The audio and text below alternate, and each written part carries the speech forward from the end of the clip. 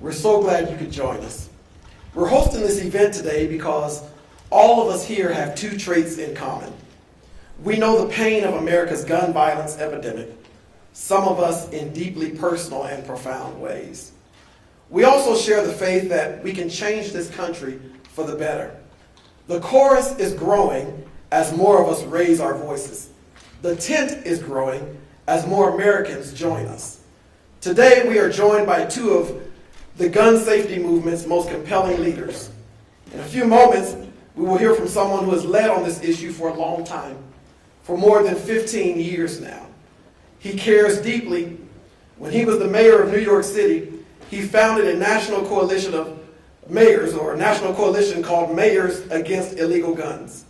Then after he left City Hall, he founded Everytown for gun safety, taking his leadership to an entirely new level. He is the original gun sense champion. Now he is seeking the Democratic nomination for presidency.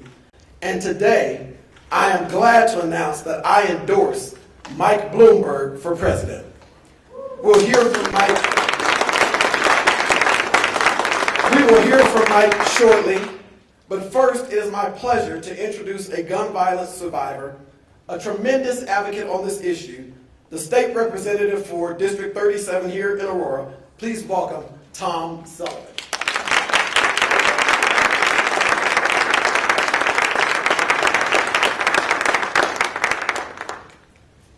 Good afternoon. Last week, Mayor Bloomberg called me to tell me he was running for President of the United States and that he was coming to Colorado, and he hoped that we could find time to meet up.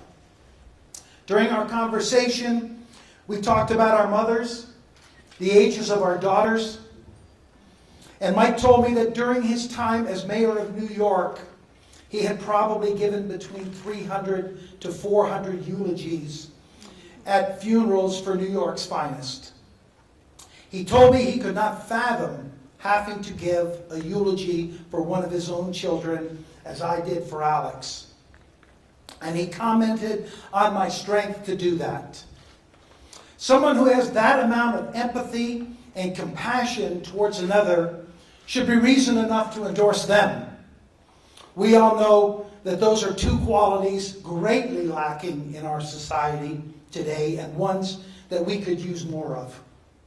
But I have witnessed the actions that Mike has taken since Alex was murdered, from his Mayors Against Illegal Guns and the formation of Everytown for gun safety. I am confident that survivors and victims of gun violence will have an ally in Mike in the White House, that he won't back down from the pressure of the gun lobby and the gun industry, and that he has prepared to enact a plan on day one to help reduce the health crisis in America that is gun violence. That's why today I want to endorse Mike Bloomberg's candidacy for the presidency and introduce to you my friend Mike Bloomberg.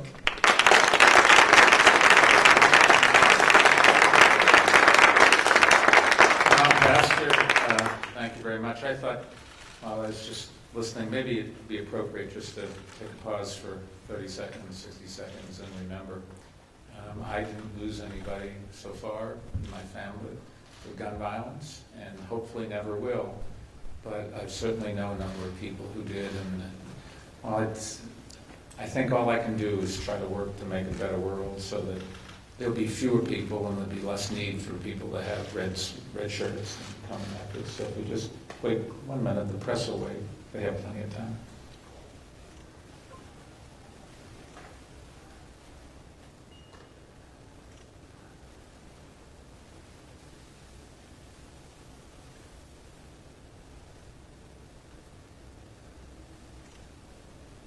Thank you. I was just looking and wondering how many red shirts I have at home. Probably about a dozen. I used to take one each time after each event, and then I said, wait a second, that's not good use of the shirts. But they're in my closet, and I try to take the one every day when I run. I take the one from the bottom, and I assume that when it gets washed, it gets put on the top. So I cycle through all of them. So if I have one of your shirts, I do use it, actually. Anyways, it's an honor to speak with you today, and thank you all excuse me, for being here, and particularly for braving the snow and the rain.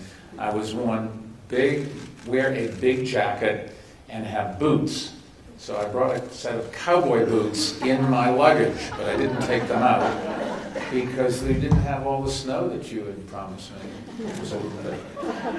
Tom and I just came from the memorial for the victims of the Aurora theater shooting, and I put some flowers down in the middle of the memorial, which is where his son is remembered.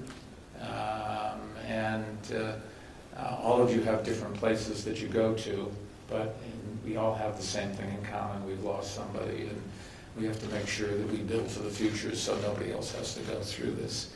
I just can't imagine the pain that one has if you lose a child. It's just unthinkable. And yet you've gone through it, and you have the strength and the courage, and some of you deal with it in one way, and some of you deal with it in another way. But to see Tom and so many other survivors turning their grief into action really is inspiring, and I think it's the main thing that you can do in memory of whoever you lost. It takes incredible strength and courage, I know, and I just want to say how grateful that I am for your leadership. You're making the world a better place, and hopefully we don't have to have that many more meetings like this one. I've worked for Everytown for a long time. I've met survivors across the country, and the number of survivors is just staggering. Every day you pick up the paper today and there's another shooting. Some are ones, some are twos, some are big ones.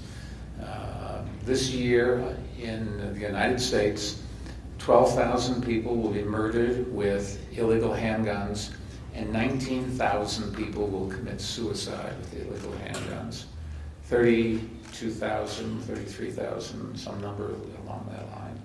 And it just has to stop. No other developed country experiences losses in gun violence like we do here in America. It's not even close. 35 people a day are murdered with guns. But for decades, too many politicians just ignored the problem. And now, the reason was partly the power of the NRA, but it was also partly because, let's face it, a lot of politicians view this as a black and Latino problem, and so they just look the other way. To me, it's just disgraceful what they do. Just think about this. Black men make up only 6% of the population, but they make up 52% of gun violence victims, more than half.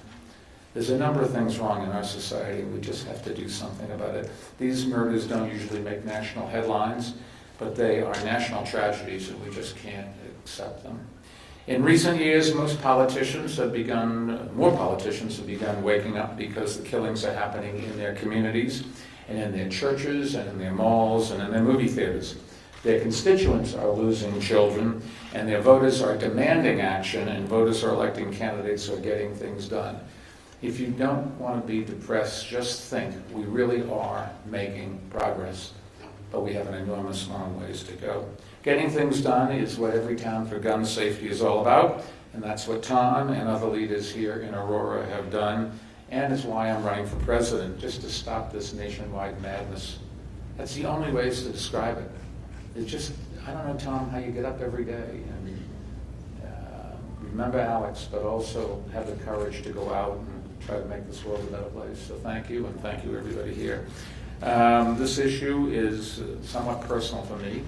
As Tom mentioned, I've gone to an awful lot of eulogies, partially because of all the people killed on 9/11.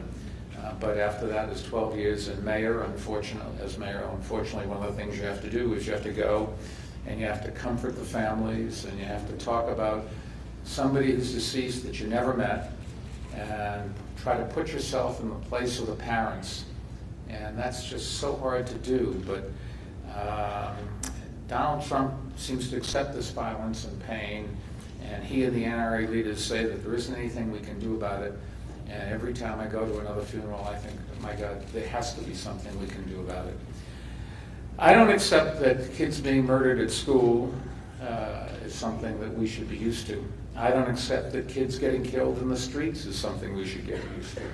I didn't accept gun violence ripping apart our cities and communities every day, and I'm going to do everything I can to change the administration in Washington and fight back against this evil. It's not the only problem this country has, but it's certainly one that we can focus on today. When I started working on gun violence some 15 years ago, neither party, neither Republicans or the Democrats, were particularly interested in the issue. In fact, some Democrats voted against the Brady background check bill back in the 1990s, and some even voted to give blanket immunity to the gun industry, something no other industry in the United States has. That really was shameful, and as president, I will work to repeal it. When I was mayor of New York City, I co-founded the National Coalition of Mayors Against Illegal Guns that we talked about before. We enlisted more than 1,000 other mayors from red states and blue states. But even after Democrats won control of both Congress and the White House back in 2008, gun safety just was not a priority. And sadly, when we had the opportunity to do something about it, it just fell by the wayside. When I left City Hall in 2014, I didn't walk away from the fight, though.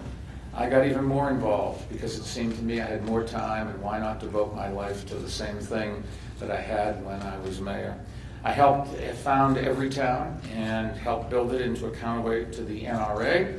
And today, Everytown and Moms Demand Action have an army of 6 million supporters. Think about that, 6 million supporters, and they are shaking up politics across the country. Since last year, 20 states have passed significant new gun laws, including 9 signed by Republican governors. So if you just go and knock on the door in your red shirts, or you write letters, or you pick up the phone, you call, you are making a difference. Elected officials are responsive. They've just got to hear enough people say, this is what I want, and this is the reason I'm going to vote for you or not vote for you, and you will get the action that you're demanding. It took 19 members of Congress for us who were A-rated by the NRA for us to support candidates to run against them. The 19 were replaced by people who understood that we just cannot continue to kill our young people, and that we have to do something, and that they are responsible. The gun safety champions we helped elect flipped control of the House to the Democrats, and I'm happy to say that under Nancy Pelosi's leadership, one of the first things the new House did was to pass a strong background check bill. But unfortunately, we have a president who bows down to the extremists who run the NRA and cannot tolerate that. I believe we need a president who has a track record of taking on the NRA and winning. And you say, why do I think I can do it? Because I've done it. So today I just want to touch on a few things, a few of the actions that I've taken to do something about this national emergency rather than just talk about it. I emphasize do something because my candidacy is about getting things done. There's just too much talk about gun violence. The movement that we created gets things done. I've given my time to organize and reorganize and pull together resources from local groups across the country and defeat Republicans who stand in the way. And I can tell you, I am just getting started no matter what happens in the next election. For me, leadership isn't about shaking your fist at the world or putting ideas up on a website. It's about bringing people together to solve problems and get results. And that's what I want to do as president. To begin with, if I'm lucky enough to get elected, we're going to overhaul the background check system to make it much more effective. No one should be able to buy a gun without passing a complete background check, and we're going to get that done. We'll also close loopholes and gaps in the systems, like the one allowing unmarried domestic abusers to possess guns, and the one allowing sales to go through if a background check takes longer than 3 business days, and the one preventing law enforcement from identifying felons and others who own guns illegally. We'll also be smarter about who can buy guns. For instance, 18 to 20-year-olds are 4 times as likely to commit a homicide compared to older Americans. The suicide rate among teens has increased exponentially over the past decade. And in most states, the legal age for purchasing a handgun from a private seller is still only 18. Think about it. If you have to be 21 to buy a beer, you ought to be 21 at least to buy a handgun or any form of semi-automatic firearm. We'll also work to adopt a 48-hour waiting period for every purchase. That is really important in preventing suicides. and will adopt a red flag law at the federal level, like the one Tom helped pass right here in Colorado. One of the biggest problems with existing background check systems has nothing to do with the database. It contains a lot of useful information about criminal history, but most of it can't be used actually to deny a purchase. And we're going to change that by requiring buyers to obtain a permit before they purchase a gun. Because just having a background check isn't enough. The question is, even no matter what the background check says, can you stop them from getting a gun when they're a minor, when they have a criminal record, or when they have psychiatric problems? This permit will allow authorities to screen applicants for dangerous behavior. And I just think about you and I in our conversation before about your son 4 months ago being shot and killed. That includes arrests for violence, like assault and domestic violence incidents, and for arrests for reckless behavior, like driving while intoxicated. Now, I know critics will say that Americans shouldn't need a permit to exercise their constitutional rights, but voting is a constitutional right, and we require people to register to protect the rights of all citizens. And this is exactly the same idea, because a criminal with a gun can destroy our right to life, liberty, and the pursuit of happiness. Permits have worked very well in the 11 states that have adopted them, including New York, I'm happy to say, and it's time to make the law of the land take that up. As president, I will attack gun violence from every angle. I will work with Congress to reinstate the ban on assault weapons and high-capacity magazines, to ban 3D printing of guns, and to require firearms to be safely secured. I'll work to give the Consumer Product Safety Commission the authority to adopt minimum gun safety standards. And I'll declare gun violence to be a national public health emergency, which will increase the funding available for research. I'll also increase funding for the ATF to conduct enforcement and for community-based violence intervention programs. I'll ban guns at all schools and colleges. I'll work with business leaders to encourage responsible sales practices and pressure the gun industry to change. And I'll do everything in my power to save lives. Now, my agenda is not some Johnny-come-lately list of borrowed ideas. This is part of my life's work, and I'm just telling you, I will get this done, whether I get elected or not. I have proven in New York that gun safety laws can be passed and that they can be enforced. It takes focus. It takes facts. It takes determination. It takes never backing down. I know Tom Sullivan isn't backing down. I know all of you are not backing down. And I promise you, I will never back down from this fight. That's the kind of president that this country needs and that you deserve. Let's face it, it's going to be a very difficult time to reverse 4 years of cruelty and incompetence. The mind boggles at the thought of reversing 8 years of it. So number one priority is we have to make sure that Donald Trump is not reelected. And number two, we have to stop pulling people apart. We have to bring people together. We need a president who represents everybody, not one particular political party. That's why I'm running, and that's the kind of president I will be. We just have to do something about this, folks. We just cannot keep killing each other and killing our children and killing our grandchildren and killing our parents and loved ones and spouses. It's time to say enough is enough. We're just not going to put up with it anymore. Thank you very much.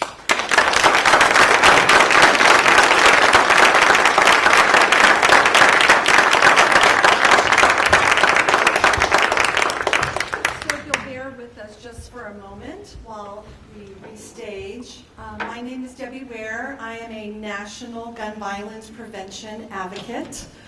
I spent the last 2 years managing Moms Demand Action and Students Demand Action with Everytown for gun safety, and I'm now with the campaign getting the word out there. Number one, I want to say we have volunteers here and survivors every single day that are out in the communities and working together got major legislation passed in Colorado. And Tom, I want us to all say your son's name, Alex, out loud, because sometimes we hear statistics and we forget that these are families and these are people and these are children. So if we could just take a moment and say Alex's name out loud. Alex. We can never forget the victims and the survivors. Also, I'm a survivor of gun violence. My dad took his life with a gun 10 years ago. He was a farmer, he was a Vietnam vet, and I spent 15 years at MAD, and what MAD really taught me is that when people work together, change happens. And so many of these tragedies are 100% preventable every single time. And so I feel like we are making progress, but we have to have a president, a leader that makes this a #1 priority and not say words but not do anything about it. So thank you, Mike, for everything that you've done on this issue. So I'm gonna ask a few questions of Tom and Mike, and Tom, I'm gonna start with you. Can you tell us about your journey to state rep, and how did your work with the Everytown Survivor Network prepare you to be elected for office? I ran I had to run twice, so we don't give up. So that's one of the things that I learned by working with moms and with Everytown is you never give up. We are on the right path. We are making change. So I ran for a Senate seat, lost that, but then 2 years later was able to win the House seat. And it was, organization. It was expanding the network, talking to more people. Just, again, showing up, being engaged, and returning time after time after time to people's front doors and to their meeting places and their workplaces and meeting them wherever they wanted to meet, because that's really what it takes, is telling our story, because there really is more that we agree with than divides us, and we just have to get to that point and not be afraid to have that conversation.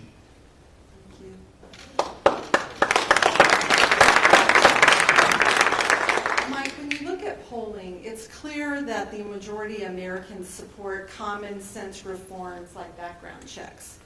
So why, from your long experience, was this issue politically difficult for so long? And what did DC lawmakers tell you back then when they sat down with you as a mayor? And what do they say now? Well, 80 to 90% of the public, when you survey them, even if they are NRA members and own guns, 80 to 90% say we should have background checks.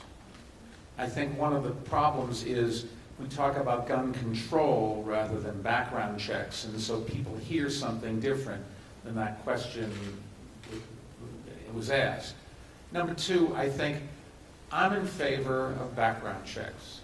But I've got to go to the baseball game today, I've got to go to work, I've got to do this.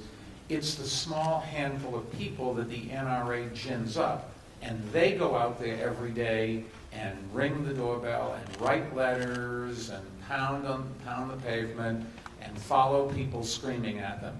And if the people who wanted to get legislation enacted to stop this carnage would do exactly that, you'd get it done much quicker. And I think, in fact, that is to some extent what the moms do. That red shirt is scary. You have a bunch of women in red shirts coming at you, and you say, uh-oh, I got a problem here.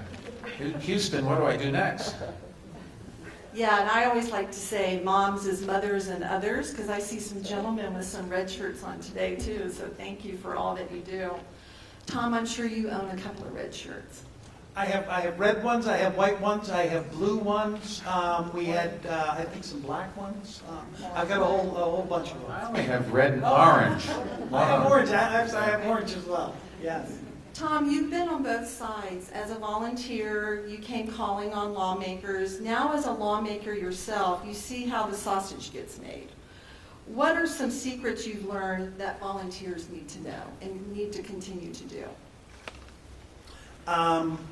It's not that complicated. It's just be present. It's continue to be there. And that's one of the things when you need to show up at their local town halls. You need to be those two chairs that are sitting in the front, so that when that legislator or that senator comes in, they know, okay, here's someone who wants to talk about gun violence prevention. Because the other groups have that. The veterans are there, the teachers are there, the small business owners are there. We need to join them and make sure that we're on the front lines of having the discussion, and then letting them know that if they have any questions about it, we're their go-to people. We're the ones that they come to for the answers, and let them know that we will be there for them when they support us. We also need to let them know, you don't support us, we're coming for your jobs. That's what I did. They didn't want to talk to me, I took their job. That's what you all can do.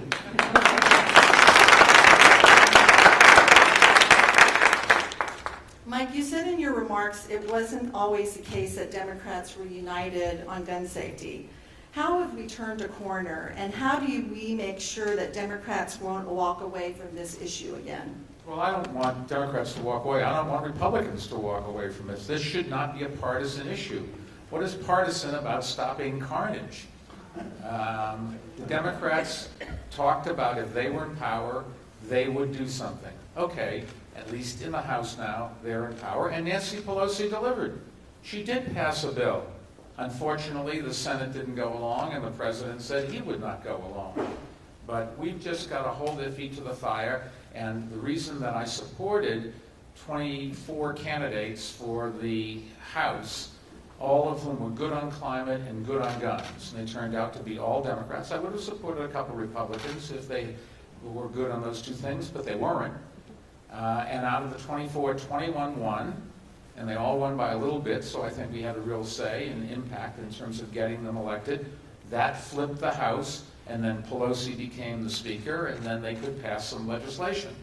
Now, if the Republicans want to keep control of the Senate, if I were them, I'd take a look at this group right here and say, none of these people are particularly partisan. They want something, and I better deliver it for them.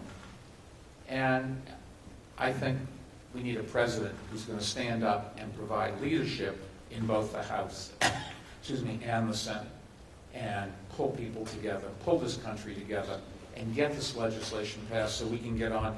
Who would have thought that the controversial thing is just to stop people from getting massacred?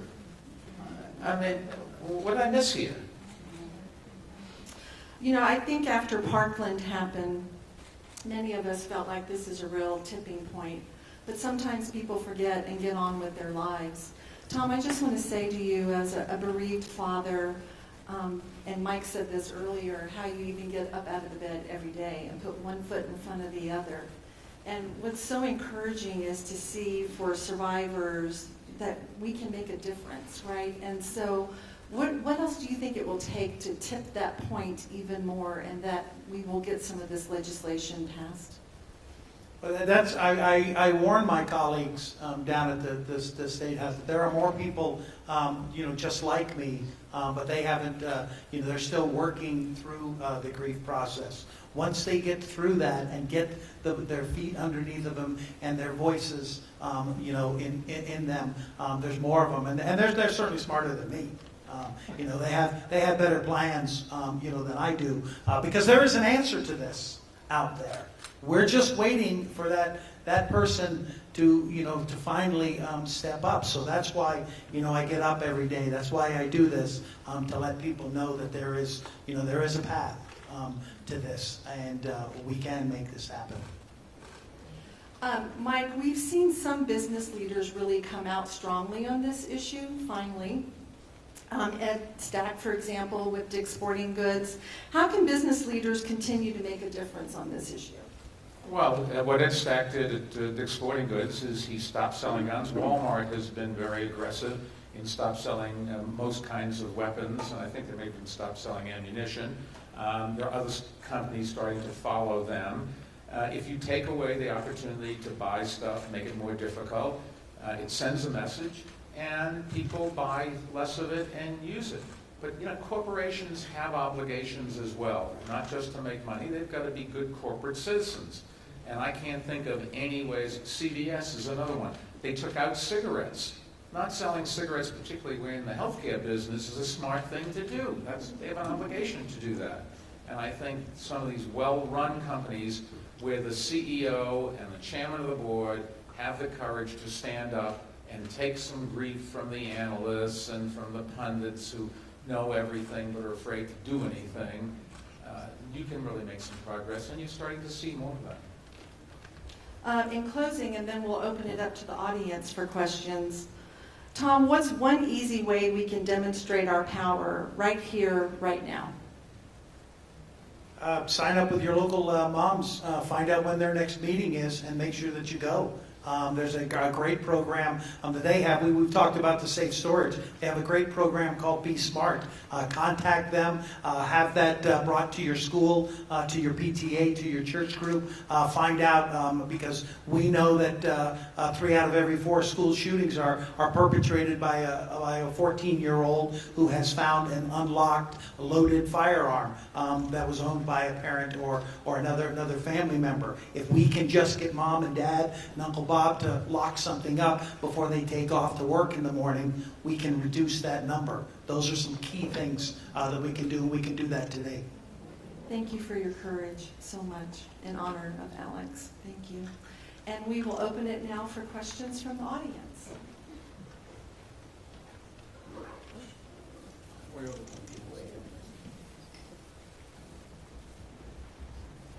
Good afternoon, and thank you so much for being here. My name is Maisha Fields, and I want to thank you for opening up the ceremony with giving light to the victims who have been lost. And so with that, I'd like just to mention my brother's name and his fiance, Javad Marshall Fields and Vivian Wolf, who were murdered on June 20th of 2004. And also my nephew, Terrell Bell, and they're here today with us as well. My question, as it relates to your national policy, is 2 parts. One, do you support mandating that all gun owners have insurance to the same point of car insurance? So if you own a weapon of mass destruction or individual destruction, that you would be required to own insurance. And so if a crime is committed, there would be insurance policy that would be paid out to victims. And then the second part of that is, do you have a plan in part for the survivors? As a survivor, I was, and my family we were able to tap into victim resources, but very recently we learned that those victims' resources are not available with true equity. And that there is some discrimination based on the crime that is committed and how a victim is murdered. And so, do you have a plan in part for victims and recovery thereafter? Tom, let me talk about the insurance, and you can talk about the support, maybe better than I can. I don't know the insurance companies would write an insurance policy like that. They would want to know that the person was responsible and we're not going to stop that person from buying a gun. And the insurance company says, well, then we're not going to insure them. And I think you'd have it's not a it's a good idea, incidentally, I hadn't thought about it. But I think in a practical sense, the insurance industry would probably not want to participate. You want to talk about? Yeah, support is and I do get that. It's hard sometimes for people to reach out to let others know that they are struggling with a situation like that. There are a lot of they're hard to find. And as you say, a lot of those are in constant need of funding. On the statewide level, we're trying to make sure that we fund that type of stuff. One of the bills that I passed was something to on mental health parity, make it in line with our regular health, so that you can help people who have a mental illness or are having a rough day, and that would be those types of things you should be able to get. That can help. But as we've had to do over the ages, a lot of times we have to reach out to our faith-based community for the help that we need in getting through the day, and they have risen up to help us with that. But it's a continuing struggle. And also, like Bloomberg Philanthropies and lots of other organizations fund Everytown, fund Moms. So there is private money going in. It's just not government money going in. But there's private money going in to try to do something about this and provide support services, which the moms do, as well as trying to get guns out of the hands of people that shouldn't have them. Another question?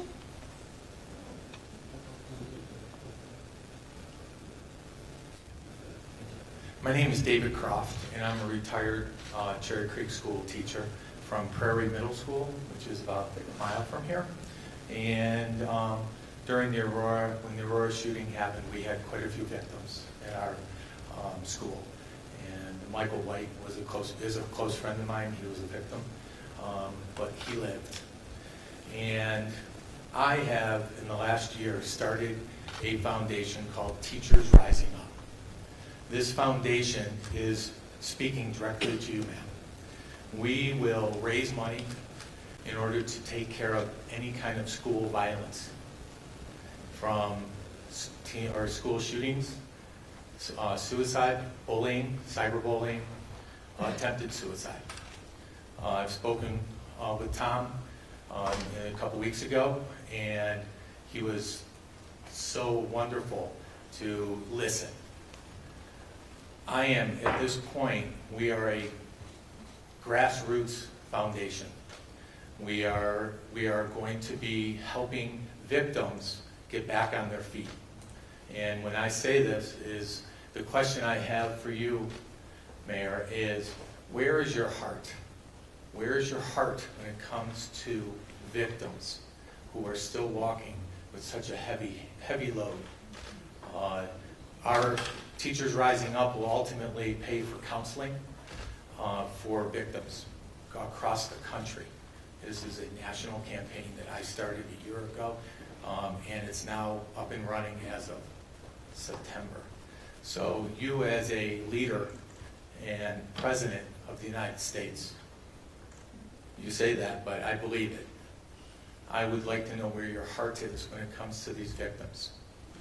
Well, first thing that occurred to me is I can never put myself in the situation, hopefully never will have to or be able to, of having actually lost a loved one. So I can never really feel as much as almost all of you do.